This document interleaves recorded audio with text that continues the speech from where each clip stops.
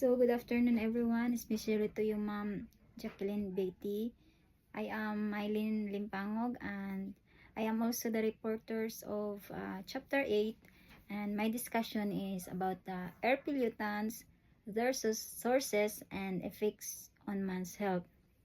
So, naman gitay general idea kung unsa gina ang pollution, as what are my co-reporters, their topic is all about the pollution, and we have also an idea about the air pollutants.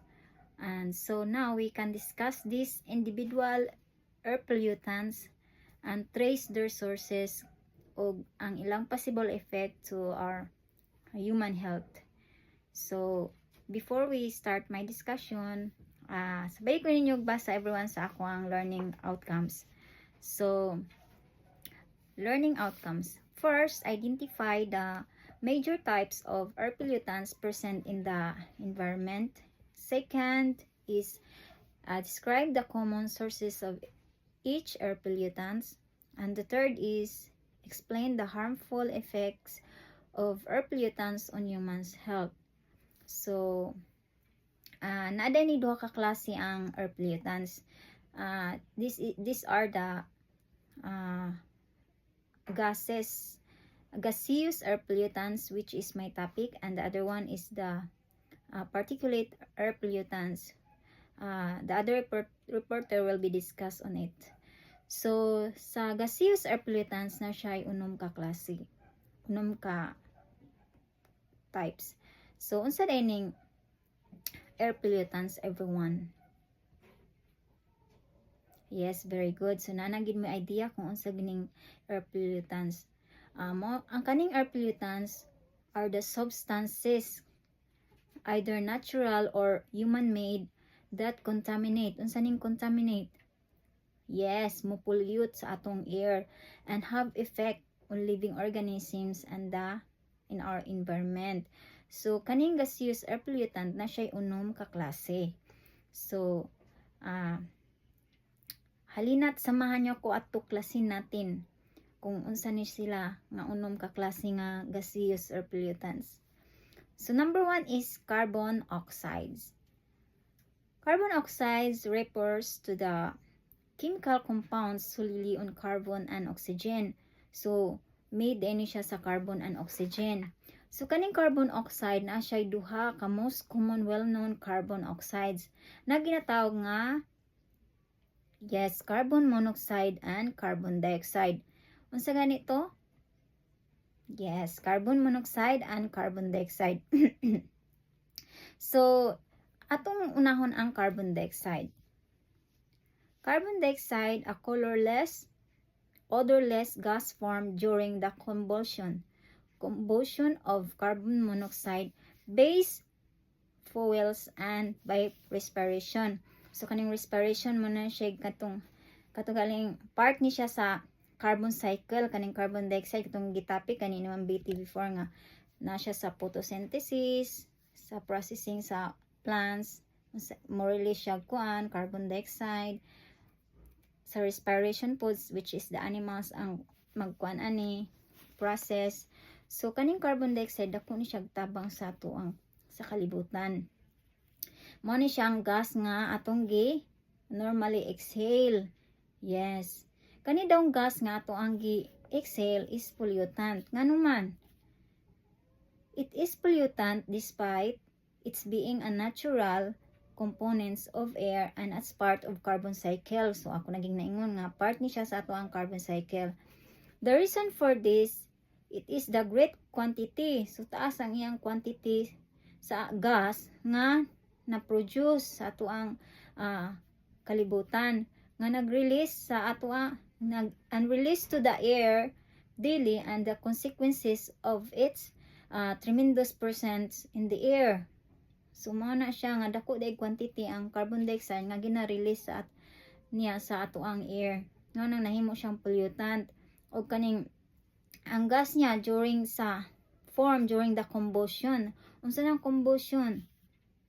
Yes, burning kanang mga chemicals nga chemical reaction where substances react with oxygen to produce heat and light to form flame. O giborn like atong burning of fossil fuel kanang ginagamit sa factory gani nga magsunog sila para makakuha sila chemical energy, electric energy, kinetic energy na ginagamit sa mga tao. So muna siya ang kaning carbon dioxide dako ang kanang ginaproduce niya adlaw-adlaw sa ato ang hangin nga nakahatag sa ato ang pollute sa ato ang hangin.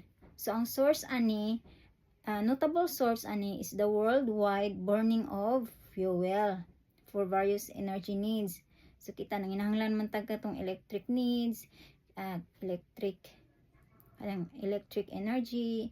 So mo nang gina-release pud aning burning of fossil fuel. The present rate of increase of the worldwide carbon dioxide concentration is about to 0.7 mg per liter per year na siya. And this nakahatag og alarm sa atoa considering the possible effect of continuous increase in carbon dioxide concentration in the earth atmosphere. So kaning carbon dioxide dako po ni siya contribution sa ato ang atmosphere nga naka-pollute siya. Usa po ni siya ka gaseous air pollutant. So nasabtan na ba nato ang carbon dioxide? So dito na puta sa ikaduha. Mao to ang carbon monoxide. Kaning carbon monoxide is not a component of air. So but is a product of the incomplete combustion of carbon and of carbon compounds. So mo ni siyang carbon monoxide or CO. Ang katong carbon dioxide is CO2. So carbon monoxide or CO usa ni siya ka colorless, odorless, ag toxic nga gas form when carbon is born with insufficient oxygen. So usa po ni siya ka primary source nga naka-contribute ni siya sa atmosphere sa pamamagitan na katong mga automobile exhaust nga mo ni siya primary source nga sa carbon monoxide. Ang maximum allowable concentration aning carbon monoxide for a healthy workers is only 50 mg per liter. Kung ang automobile in heavy traffic nga nag-yield siya 25 to 50 mg per liter, indeed they are reaching the dangerous level. So ang concentration of 1000 mg per liter can produce unconsciousness, makakuyap gid siya og in a 1 hour o makapatay siya in 4 hours. So toxic ikay ni siya nga components nga under siya sa carbon oxide kaning carbon monoxide. So dili ni siya kanang not component of air but it's a product for incomplete combustion of carbon and of carbon compounds. So manay mo release ang carbon monoxide. So sabtan everyone ang carbon monoxide. Very good. So let's proceed to the hydrocarbons. So hydrocarbons are compounds made up only carbons and hydrogen. These compounds form the basis of natural gas, petroleum, and coal, and are used as fuel, lubricants, and raw materials for plastics and other industrial products. So man siya yung hydrocarbons. Familiar ba mo ani everyone? So nakita ninyo ng picture sa kilid na siya upat ka picture. Man na siya composed sa hydrocarbons. Yes, the main ingredients nakita ninyo ng kanang muraglingin mo na siya mothballs. Asa na to nang ginagamit ang mothballs? Diba sa ibutang na siya sa sinina para or sa cabinet para dili maduulan og cockroach ang atong mga cabinet. Madlok man ang cockroach ana sa baho. So ang kuan daw ana, ingredients ana is composed of hydrocarbons, naphthalene. Sa ito, naphthalene ang tawag ana sa mothballs. The main ingredients of mothballs is the hydrocarbons naphthalene. So nakita po na ninyong isa kanang nail polish remover. Yes, made up gyapon na sa hydrocarbons. The main ingredients in nail polish remover is the ketone acetone. So, made up siya sa hydrocarbons. The other one, nakita ninyo ang the lawn mower runs. Kana bang ipadagan kay magkuan sa sagbot? Yes. hydrocarbons yapon na siya, butangan yapon na siya kanang gasoline mo na siya, cold gasoline. Maudagan ang gasoline, ang dagan ang sakyanan kung naay gasoline. Ang kanang gasoline is made up of hydrocarbons. And the last one is the kanang stove, camp stove.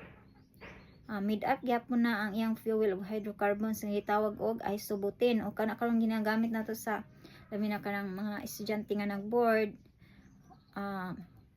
kanang nagdala sila og butane, so made up na siya sa hydrocarbons. So usa po na siya nga naka-contribute og nakakatag og pollutant sa ato ang atmosphere. So a variety of the hydrocarbons are those which contain oxygen in addition to the hydrogen and carbon, and are therefore called oxygenated hydrocarbons. Among these oxygenated hydrocarbons are the alcohol and acids.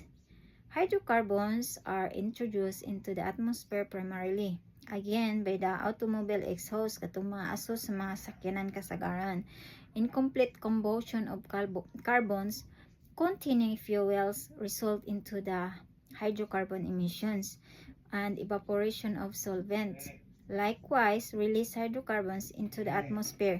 Hydrocarbons and oxygenated hydrocarbons, when regularly inhaled and ingested, one harmful to the liver. So makataot siya sa ato ang atay. So ang hydrocarbons can be very toxic, makahilo siya at low level nga makahatag siya kasakit nga cancer o birth defect. So muna siyang hydrocarbons, everyone. Nasabtan ba ang hydrocarbons, everyone? Yes, thank you. So let's proceed to the third one, which is the sulfur compounds. Familiar ba mo ani everyone sa sulfur compounds? Yes, murag nanatay idea na para sa tong discuss ni Ma'am Betty before about sa sulfuric acid nga nag-cause siya acid rain, murag mao siguro ni ba. So ato ning sungkiton kung unsa gini siya sulfur compounds. So sulfur compounds are chemical substances that contain the elements of sulfur. So the important sulfur oxides are sulfur dioxide and sulfur trioxide. So na siya importante nga mga components, which is the sulfur dioxide and the sulfur trioxide. So ang sulfur dioxide is probably the most notable air pollutant. Ano man, kay kung naa siya high sulfur dioxide concentration nga nag-release sa ato ang atmosphere, nag-cause ni siya og major air pollution. Naka-remember pa mo atong report ni Ma'am Jordan sa atong my co-reporter nga about sa disaster atong sa large cities nga sama sa London. Mo to siya nga mao ni siya hinungdan sa tungod aning high sulfur dioxide nga nag-release sa ato ang atmosphere. So as a result of this, many people died, dagan namatay ato tungod ato nga disaster. So ang sulfur is present sa coal and oil. So ang coal ug ang oil nga gisunog for heat and power, mo to ang sulfur is produced as a byproduct in the process. So nakita ninyo diha ang picture, na ko picture diha sa figure 23. So man siya power plant emitting gases. Man siya example nga ang sulfur nag-produce siya byproduct in the process aning mga power plant. So how about sulfur trioxide? So sulfur trioxide is produced in the atmosphere by the oxidation of sulfur dioxide under the influence of sunlight. So ang sulfur dioxide po daw mo produce ni siya kung naay oxidation sa sulfur dioxide ug sa sunlight. So is 2SO2 plus O2 equals sulfur trioxide, which is 2SO3. Ang sulfur dioxide ay kay 2SO2. Kung madugangan na siya, na-influensya sa sunlight, nahimo na siya ang sulfur trioxide, S2SO3. So, in addition, ang sulfur trioxide is introduced directly from combustion. Sa itong combustion kanang pagsunog, especially itong burning of fossil fuels, combustion process, along with sulfur dioxide. So the moisture in the air needs rapidly with react rapidly to sulfur dioxide nga na-form siya og a mist of sulfuric acid. Mahimo na siyang sulfuric acid. So ang formula ani is SO3 plus S2O. So mahimo na siyang S2SO4 mo na siyang which is sulfuric acid. Kaning mo na siyang formula sa sulfuric acid H2SO4. So sulfuric acid is very strong o corrosive acid. So acid gini siya, daghan gini siya, makadaot gini siya sa ato ang environment and carried up with water before into the clouds. So mo na ting giingon ni Ma'am Betty nga mahimo siyang acid rain.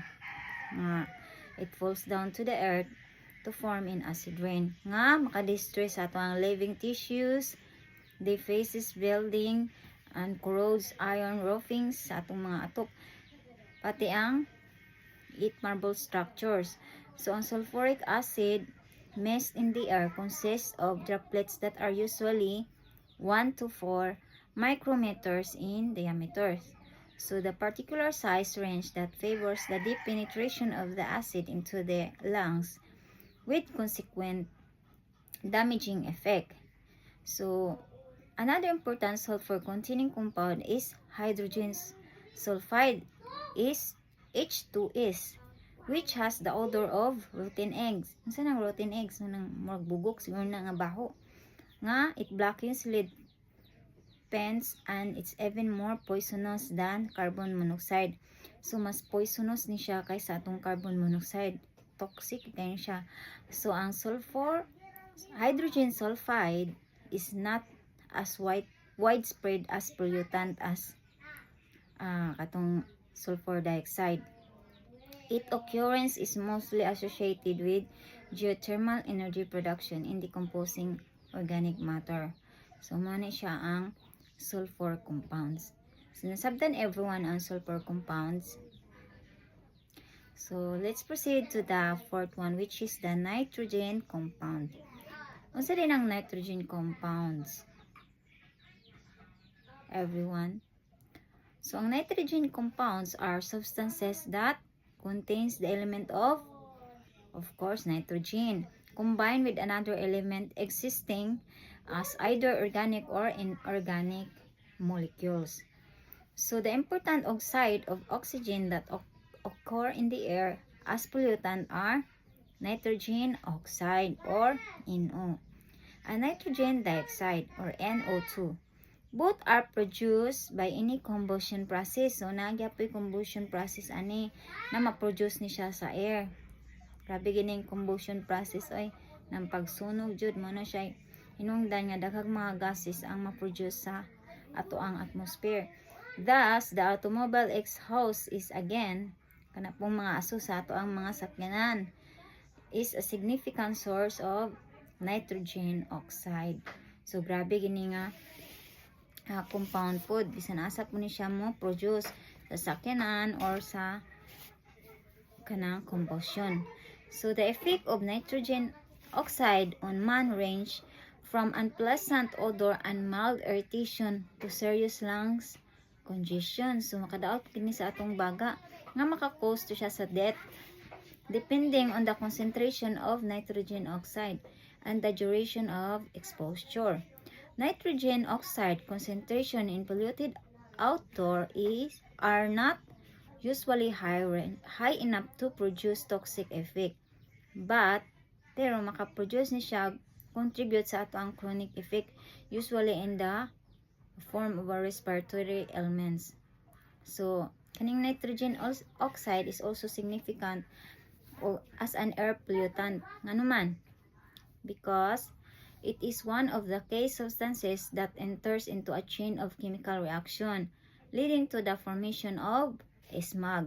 So nakita nyo ng picture, I will show you the smog in the figure 24. Muna siya smog. Muna siya makadaot po sa ato ang health. kung malanghap na to na adlaw-adlaw, makakos na siya, makasira na siya sa atuang lungs. Some organic nitrogen compounds called amines or amines are strongly malodorous, smelling like rotten fish. So baho gini siya nga kanang smog, kanang aso. Mao na siya smog sa picture, everyone. So karon ang the other side is kanang ato ang earth. Mao na siya ang sitwasyon sa atong earth karon. So sana sa next generation or kita nga mga generation makatabang tag nang prevent kani sa air pollutant. Luoy na kay itong earth, everyone. So nasabtan everyone ang nitrogen compounds. Very good. So let's proceed to the ozone and oxidants, the fifth one. Kaning ozone and oxidants is a potent and powerful oxidant and in the content of air pollution. It is a major component of photochemical smog. So smog po ni siya. Kaning ozone na siya or CO3 or O3 mo na siya ozone.